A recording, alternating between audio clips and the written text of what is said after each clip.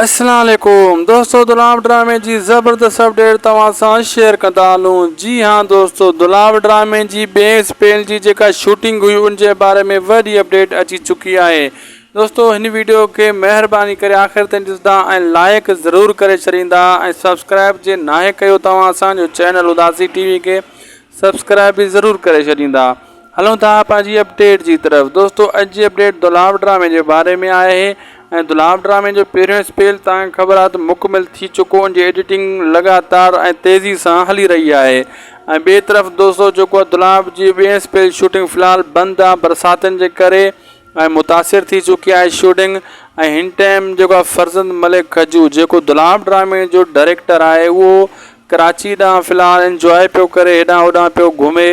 जीअं हू पंहिंजे कमकार खां मुड़दो सिंध टीवी स्टूडियो ॾे होॾे वियल है। बाद में ॿिए स्पेल की शूटिंग वरी ॿीहर कई वेंदी अॻिते ऐं तेसी ताईं पहिरियों स्पेल एडिट मुकमिल थी वेंदो ऐं पहिरियों स्पेल जा टीज़र वग़ैरह प्रोमो सब कुछ आहिस्ता आहिस्ता तव्हांजे साम्हूं नंबरवार सिलसिले सां ईंदो वेंदो। उन खां पोइ जेको एपिसोड भी हली वेंदो। कम अज़ कम इन में दोस्तों कुछ अरसो लगदो ऐं तव्हांखे कुछ अरसो इंतज़ार करिणो आहे। ई नंढड़ी वीडियो नंढड़ी अपडेट तव्हांजे लाइ, वॾी अपडेट नंढड़े वीडियो में दोस्तों सॉरी वरी अपडेट नंढड़े वीडियो में तव्हांजे लाइ असां दीसीं ऐं शेयर कईसीं। उम्मीद है वीडियो तव्हांखे सुठी लगी हूंदी।